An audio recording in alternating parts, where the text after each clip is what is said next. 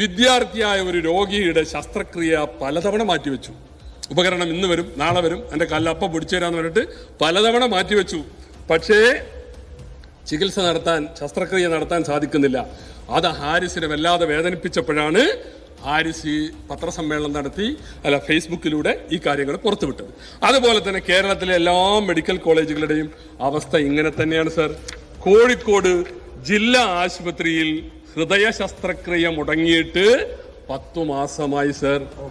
ഒരു പാവപ്പെട്ടവർ ഹൃദയ ശസ്ത്രക്രിയക്ക് ആശ്രയിക്കുന്ന ജില്ലാ ആശുപത്രി, അത് സർക്കാർ ആശുപത്രി ചെയ്യണമെങ്കിൽ നമുക്ക് സൗജന്യമായിട്ട് ചെയ്യാം. എന്നാൽ പ്രൈവറ്റ് ആശുപത്രിയിൽ പോയാൽ 3 ലക്ഷം ഉറുപ്പ്യെങ്കിലും വേണം.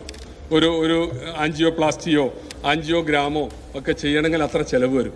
അപ്പം 3 ലക്ഷം രൂപ കയ്യിലുള്ളവൻ്റെ ഹൃദയം മാത്രം പണിമുടക്കിയാൽ മതി എന്നുള്ള അവസ്ഥയിലേക്ക് ആരോഗ്യരംഗം കേരളം നമ്പർ 1 പോയിക്കൊണ്ടിരിക്കുകയാണ്. അവിടെയാണ് നമ്മൾ ഈ ചർച്ച ഇത് കൊണ്ടുവരണമെന്ന് ഞങ്ങൾ പറയുന്നത് സർ. ഇവിടെ എന്തുകൊണ്ടാണ് ഹൃദയ ശസ്ത്രക്രിയ മുടങ്ങുന്നത്? സർക്കാർ നൽകേണ്ടത് ഈ ഉപകരണങ്ങൾ വിതരണം ചെയ്യുന്ന കമ്പനികൾക്ക് 114 കോടി രൂപയാണ്. 114 കോടി രൂപ കൊടുക്കാണ്ട് അവർ തീരുമാനിച്ചു. ഇന്നലെ അവരുടെ ഒരു പ്രഖ്യാപനമുണ്ട്, ഇനി ഞങ്ങൾ ഹൃദയ ശസ്ത്രക്രിയ ഉപകരണങ്ങൾ സർക്കാർ ആശുപത്രികൾക്ക് വിതരണം ചെയ്യില്ല എന്നവർ പ്രഖ്യാപിച്ചു. 114 കോടി രൂപ കുടിശ്ശികയുണ്ട്, കൊടുക്കാൻ നോക്കണം. ധനകാര്യമന്ത്രിൻ്റെ അവിടെ പിന്നെ 594 കോടി രൂപ മരുന്ന് വിതരണക്കാർക്ക് കുടിശ്ശികയുണ്ട് സർ. എവിടെയും മരുന്ന് കിട്ടാനില്ല, ആശുപത്രിയിൽ എല്ലാം പുറത്തേക്ക് എഴുതി കൊടുക്കുകയാണ്. കാരുണ്യ ആരോഗ്യ സുരക്ഷാ പദ്ധതി കാസ്പ് കുടിശ്ശിക 1255 കോടിയാണ്. എല്ലാ പ്രൈവറ്റ് ഹോസ്പിറ്റലിൽ ഇപ്പം ബോർഡുണ്ട്, എന്ത് ഇവിടെ ആരോഗ്യ സുരക്ഷാ കാർഡ് എടുക്കൂല. അത് ഈ സമയത്ത് ഒരു ആരോഗ്യ രംഗത്ത് ഒരു പ്രത്യേകതയാണ്. ഉമ്മൻചാണ്ടിയും മാണിസാറും തുടങ്ങി വെച്ചതാണിത്.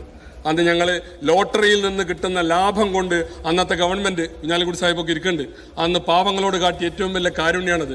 ഏത് ശസ്ത്രക്രിയയും ആ വഴിയിലൂടെ ചെയ്യാമായിരുന്നു. അത് മുടങ്ങിപ്പോയി. കാരുണ്യ ആരോഗ്യ സുരക്ഷാ പദ്ധതിയില്ല. ഹൃദ്യം മുടങ്ങി, 10 കോടി കൊടുക്കാനുണ്ട്. അമ്മയും കുഞ്ഞും 34 കോടി കൊടുക്കാനുണ്ട്, മുടങ്ങി. അങ്ങനെ എത്രയാണെന്നറിയോ കുടിശ്ശിക? 2000 കോടിയുടെ കുടിശ്ശികയാണ് ആരോഗ്യരംഗത്തുള്ളത്. ആരോഗ്യരംഗത്ത് 2000 കോടി. ഇതിവിടെ എപ്പോഴും ഞങ്ങളുടെ പ്രതിപക്ഷ നേതാവ് പറയാറുണ്ട്, ഗവൺമെന്റിന് പ്രയോറിറ്റി വേണം. പാവപ്പെട്ടവന്റെ ആരോഗ്യം വെച്ചാണ് നിങ്ങൾ കളിക്കുന്നത്. പ്രയോറിറ്റി കാണിക്കേണ്ടത് അവിടെയല്ലേ, അല്ലാതെ ദൂർത്ത് കാണിച്ച് വലിയ വലിയ സമ്മേളനങ്ങൾ നടത്തലല്ലോ. പ്രയോറിറ്റി കാണേണ്ടത് അവിടെയാണ്. നിങ്ങളുടെ പ്രയോറിറ്റി അവിടെ കാണുന്നില്ല. ആരോഗ്യ രംഗം ഒന്ന് നിവർന്നു നിൽക്കാൻ കഴിയാത്ത വിധം തകർന്നു വീണിരിക്കുന്നു എന്നതാണ് സർ ഇന്ന് കേരളത്തിലെ അവസ്ഥ. ബഹുമാനപ്പെട്ട മന്ത്രിയെ ഞങ്ങൾ ഒന്ന് ഓർമ്മപ്പെടുത്തുകയാണ്, കപ്പിത്താൻ ഉണ്ടായിട്ട് കാര്യമില്ല, കപ്പൽ മുങ്ങിപ്പോയി. ഈ കപ്പൽ പൊങ്ങൂല.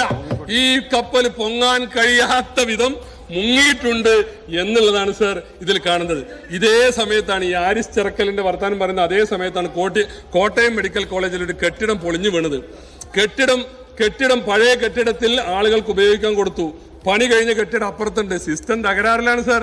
അതുകൊണ്ടാണ് ആ പണി കഴിഞ്ഞ കെട്ടിടത്തിന്റെ ഉദ്ഘാടനം നിങ്ങൾക്ക് നിർവഹിക്കാൻ സാധിക്കാതെ വന്നത്. മന്ത്രിമാർക്ക് ഒഴിവില്ലാണ്ട് ഉദ്ഘാടനം നിർവഹിക്കാൻ ആ രോഗികളെ അങ്ങോട്ട് മാറ്റാമായിരുന്നില്ലേ? എന്നിട്ട് അവിടെ അന്ന് അത് നോക്കണം, ഒരു പ്രത്യേകമായ കാലത്തിന്റെ പണിയാണ്. ആ സമയത്ത് നിങ്ങളുടെ സാന്നിധ്യം അവിടെ ഉണ്ടാകണം. കോട്ടയം മെഡിക്കൽ കോളേജിൽ മറ്റൊരു മന്ത്രിയും കൂടി ഉണ്ട്. നിങ്ങൾ എന്ത് പ്രഖ്യാപിച്ചു? വീണേന്റെ ചോട്ടൊരു ഒറ്റ ആളില്ല എന്ന് പറഞ്ഞു. അവിടെ ആരുമില്ല എന്ന് പറഞ്ഞു. ഒരു പാവപ്പെട്ട രോഗി ബിന്ദു അവിടുത്തെ വാഷ്റൂമിൽ പോയി അതിൽ ശ്വാസം കിട്ടാതെ മണിക്കൂറുകളോടെ നിന്നു. നിങ്ങളോട് ആരാ പറഞ്ഞത് അതിന് ആളില്ല നിങ്ങൾ പ്രഖ്യാപിക്കാൻ? നിങ്ങൾ ആശ്വാസം കിട്ടാൻ വേണ്ടി ചാനലുകാരുടെ മുമ്പിൽ പറഞ്ഞു ആ പൊളിഞ്ഞു വീണ ബിൽഡിങ്ങിൽ ആരുമില്ല എന്ന്. അതുകൊണ്ട് അങ്ങോട്ട് നോക്കിയില്ല, രക്ഷാപ്രവർത്തനം ഉണ്ടായില്ല. 8 മണിക്കൂർ ശ്വാസം കിട്ടാതെ ആ പാവപ്പെട്ട രോഗി മരിച്ചതിന് ഉത്തരം പറയേണ്ടത് ഈ ഗവൺമെന്റ് മന്ത്രിമാരുമാണെന്ന് ഞങ്ങൾക്ക് പറയേണ്ടി വരും സാർ. അതൊക്കെയാണ് നമ്മുടെ ആരോഗ്യരംഗത്തെ സ്ഥിതി സാർ.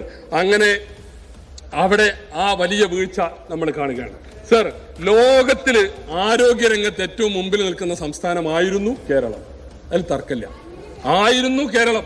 അതെല്ലാരും കൂടി ഉണ്ടാക്കിയതാണ്, വെറുതെ അവിടെ വെച്ചിട്ടൊന്നും കാര്യമില്ല. അതിലെല്ലാവരുടെയും പങ്കുണ്ട്. ഇന്നലെ അവിടുന്ന് ബഹുമാനപ്പെട്ട മുഖ്യമന്ത്രി പറഞ്ഞില്ലേ ഏറ്റവും കൂടുതൽ കാലം ഭരിച്ച നിങ്ങളാണെന്ന്, UDF ആണെന്ന്. അതെ, അപ്പൊ അങ്ങനെ നിങ്ങളും ഭരിച്ചിട്ടുണ്ട് ഇല്ല എന്ന് ഞാൻ പറയില്ല. അങ്ങനെയാണ് നമ്മൾ കേരളത്തിലെ ആരോഗ്യരംഗം അന്തർദേശീയ തലത്തിൽ നമുക്ക് വലിയ അംഗീകാരം ഉണ്ടാക്കി തന്നതാണ്. എന്നാൽ ഇന്നത്തെ സ്ഥിതി എന്താണ്? പാടെ തകർന്നു പോയി. ഏറ്റവും മോശപ്പെട്ട ഒരു വകുപ്പായി ആരോഗ്യ വകുപ്പ് മാറുകയാണ് സർ. ഇവിടെ മരുന്നില്ലാത്ത ആശുപത്രികൾ, ഡോക്ടർമാരില്ലാത്ത ആശുപത്രികൾ, ചികിത്സയില്ലാത്ത ആശുപത്രികൾ, പകർച്ചവ്യാധികൾ പടർന്നു പിടിക്കുന്ന ഒരു സംസ്ഥാനം.